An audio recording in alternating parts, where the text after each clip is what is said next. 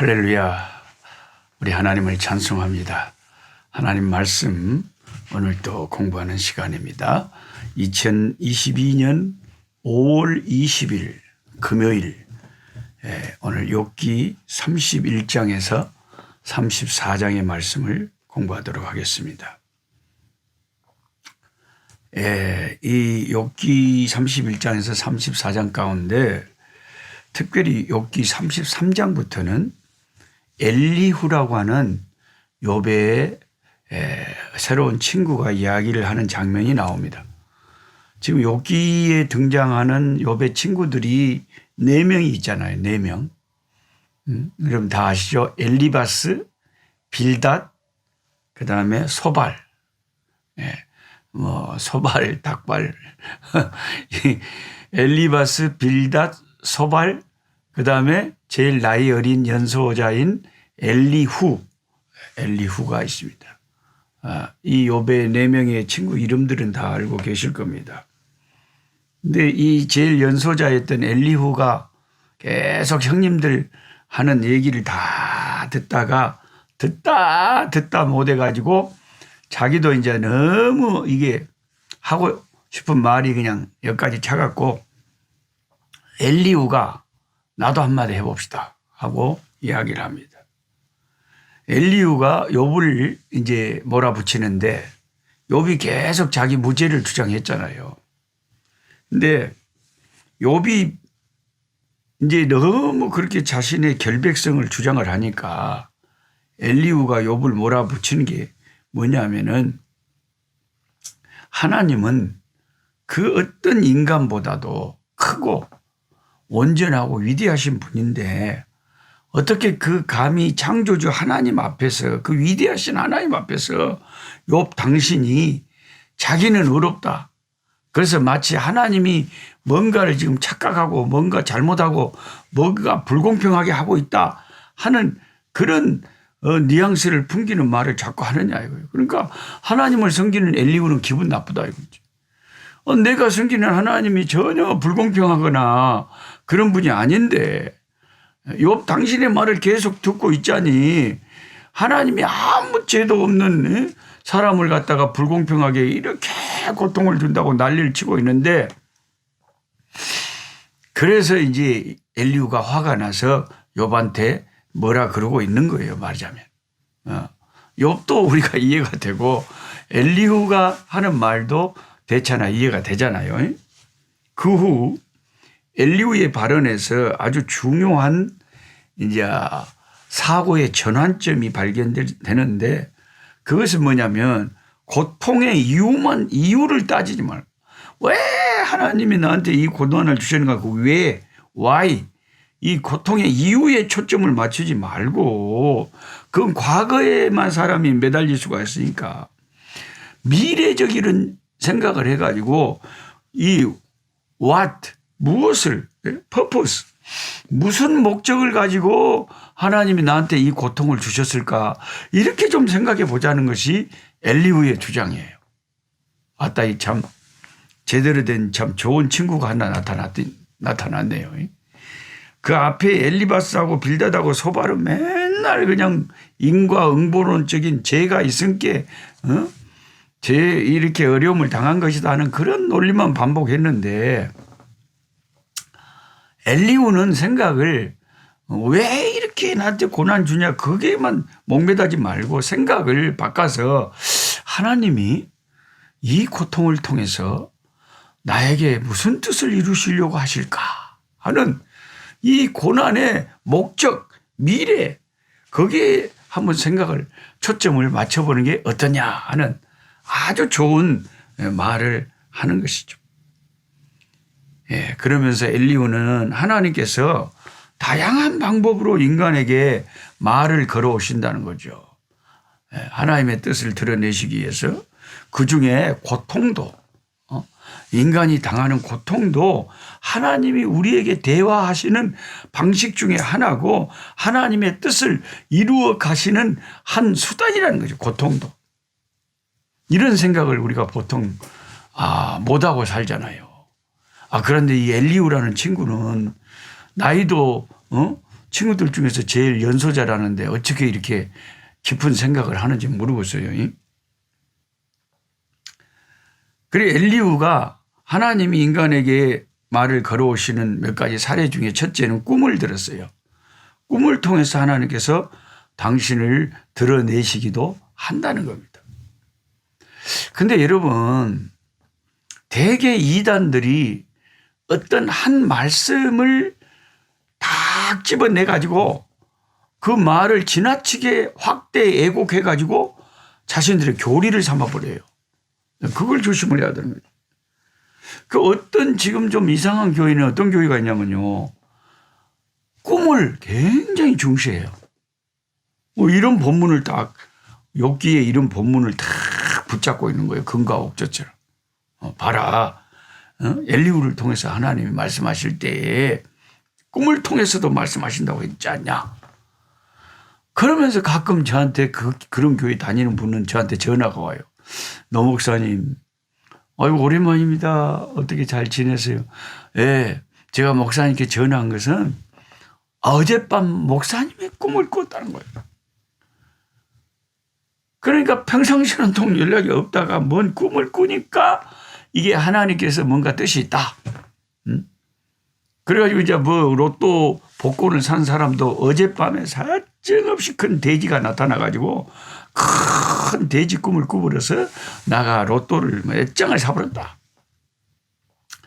보통의 인간들도 꿈을 통해서 신이 우리 인간에게 뭔가 접촉을 하고 교통을 한다 이렇게 생각을 하는 거죠. 이렇게 꾸척실은 그 성경 전체를 계속 그 전체 메인 스트림 주된 사상을 안 보고 어디 한 구절 이상한 구절을 하나 찾아내 가지고 그것만을 다 확대 애곡을 해 가지고 붙잡으면 그게 이단되기가 쉽다는 거예요. 그래서 그 교인들은요 맨날 꿈이나 애연 이런 것을 전적으로 의존을 해요.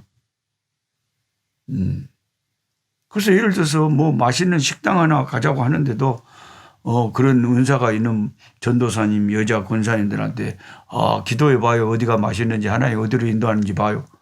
거의 무당 수준으로 신앙생활을 하는 그런 교회도 있어요, 여러분. 그런데 그런 것을 좋아하는 사람이 또 있어요. 시원하다고, 무엇이 확실하다고. 그러나 우리 하나님이 다 스스로 숨어서 하나님도 일하시는데 우리가 은밀하게 역사하시는 하나님을 바라보고 믿음으로 말씀으로 살아야지 그런 귀신 섬기는 사람들처럼 무당처럼 우리가 교인이 되셔야 되겠습니까? 꿈을 그렇게 여러분 의존해야 되겠어요? 그러다가 잘못되면 어떻게 될래요? 그 옛날에 그냥 그 예수님 재림한다고 그런 종말 이단들이 있었잖아요. 그 사람들도 뭔가를 봤으니까 그런 거예요. 안 보고 했다는 게 아니에요. 봐요. 막 방언이 터지고 예언을 하고 뭐 환상이 보이는데 막 손가락이 나타나가지고 몇 월 며칠 날 예수님 오신다 막 이러니까 확 그걸 믿어버리는 거예요. 성경 전체를 말씀을 통해서 우리가 신앙생활을 해야지 그렇게 눈에 보이는 것, 감각, 감정 뭐 이런 은사 막 그런 것에 치우쳐서 하면 말씀 중심의 신앙이 아니면 영적인 존재인 마귀가 얼마든지 가지고 놀 수가 있다 이거죠. 그 당시에 한창 그 종말 이단이 판칠 때요. 제가 가까이 신앙생활 열심히 하던 그 자매가 얼마나 뜨겁게 기도도 많이 하시고 막 방언도 많이 하고 그러는데 예수님이 그 종말 이단하고 딱 생각을 같이 하는 거예요. 몇 월 며칠 오신다는 거예요. 그래서 내가 막 꾸짖었거든요. 왜 신앙을 그렇게 하냐. 신앙생활을 그렇게 하냐고. 하나님 말씀대로 살아야 되는데 어디 말씀에 그런 게 있냐고. 아들도 모르고 천사도 모르고 오직 아버지만 아시는 그 일을 왜 뭘 봤다고 난리를 치냐 이거예요. 그랬더니 제가 하는 말을 받아들이겠어요? 택도 없이 안 받아들여요. 그러니까 하나님의 선지자, 하나님의 종이 말하는 것을 그것이 받아들일 수 있는 그런 자세만 돼도 감사한 거예요. 안 받아들인다니까. 어지간한 사람들은 안 받아요. 자기 마음에 안 들고 자기 생각하고 다르면 에이 안 받아들여요. 그러니까 발전이 없죠.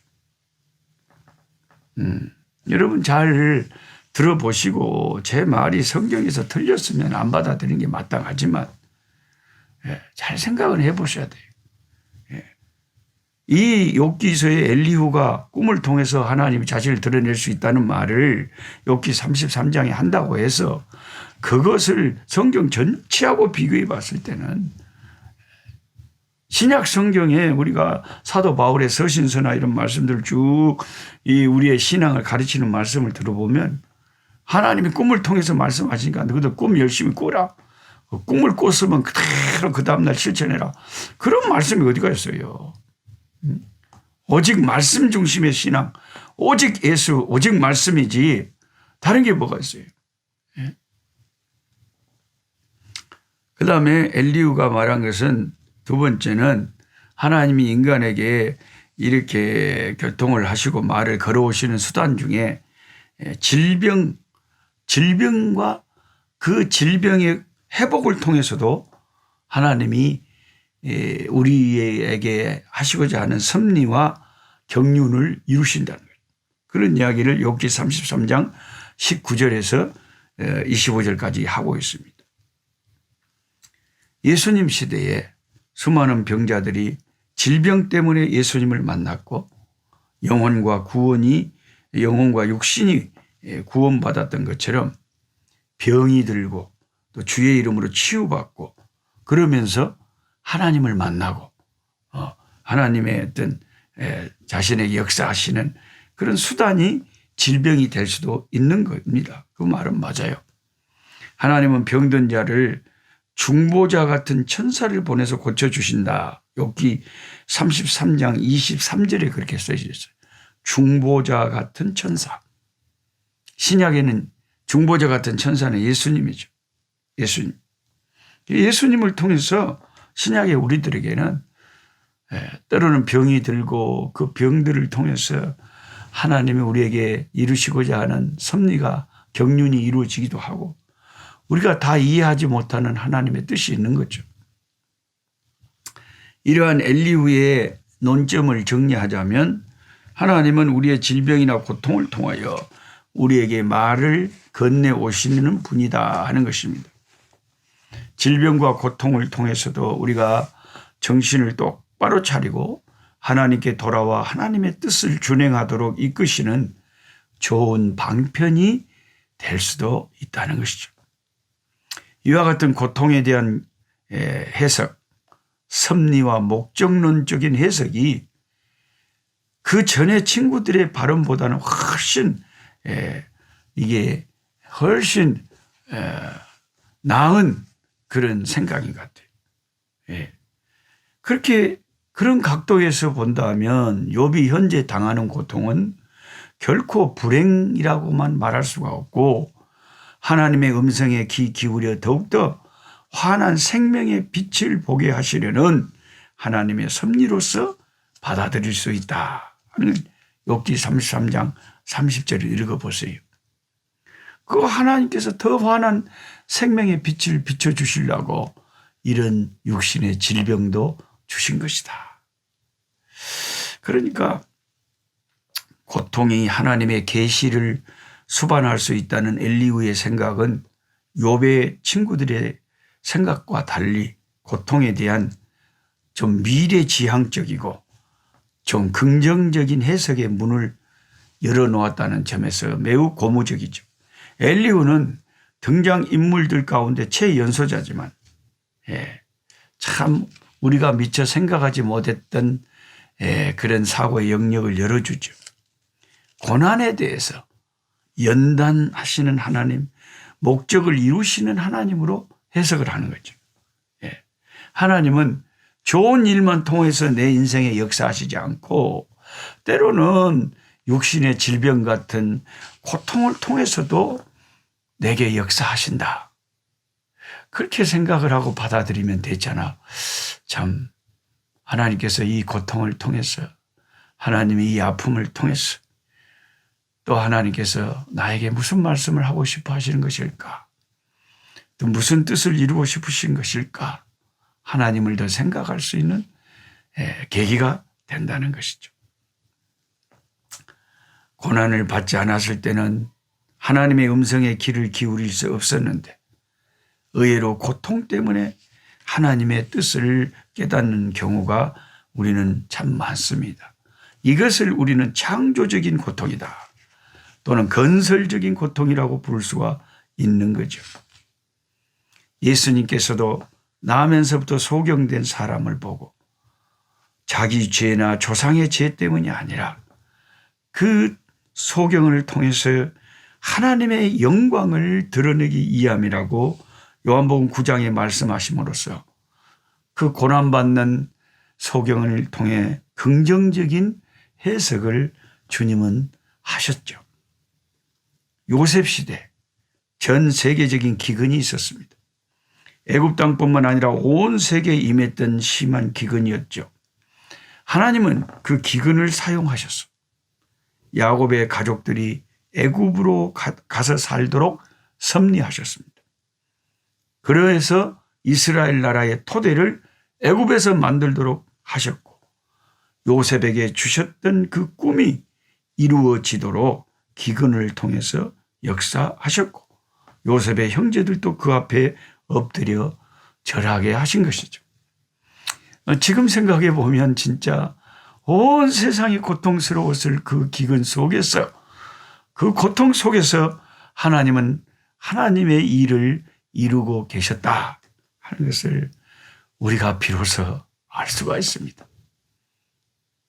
고통은 참 신비하게 하나님의 섭리가 있는 거죠.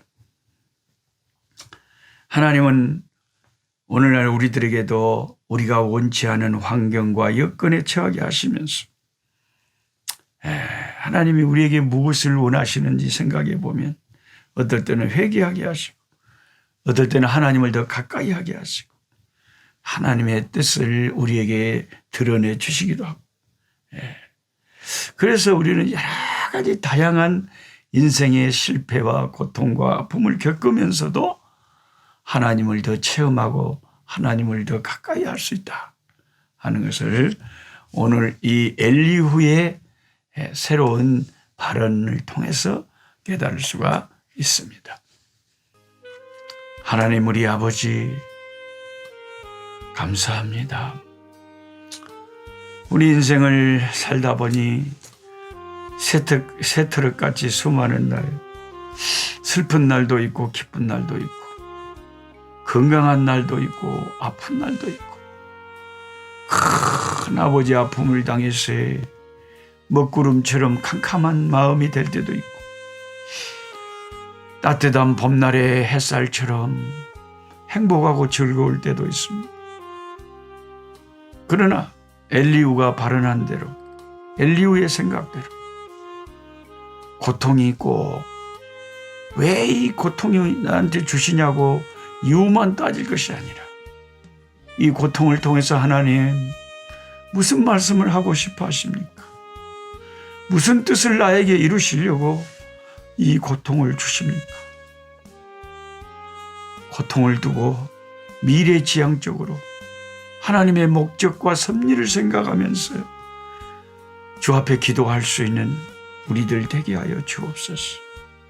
하나님, 고통 중에 있는 우리 꿀송이 함께하는 종들을 기억하시고 고통 중에 있는 저들에게 엘리후의 생각 같은 새로운 영감이 떠오르게 하시고 이 고통을 통해서 역사하실 하나님을 바라보게 하옵소서.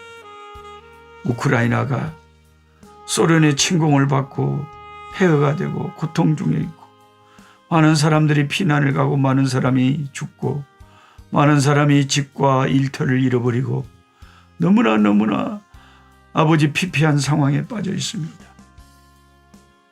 푸틴이라고 하는 이 아버지 한 사람의 야망과 탐욕과 이런 잘못된 생각 때문에 수많은 사람들이 어려움을 겪습니다. 그 배후에 역사하고 있는 사탄의 계기를 주여 막아주시고 묶어주시고 스톱시켜주시고 멈추게 하시고 아버지 지금이라도 전쟁이 그치고 다시 아버지 평화가 오고 다시 회복의 날이 오도록 주여 고난당하는 곳에 주님 함께 그 도움의 손길을 펼쳐 주시옵소서. 우리 구주 예수 그리스도 이름으로 기도하옵나이다. 아멘. 약한 자 힘주시고 강한 자 바르게 주 환자 정택함이 주님의 뜻이라. 해 아래 압박 있는 곳 주 거기 계셔서 그 팔로 막아 주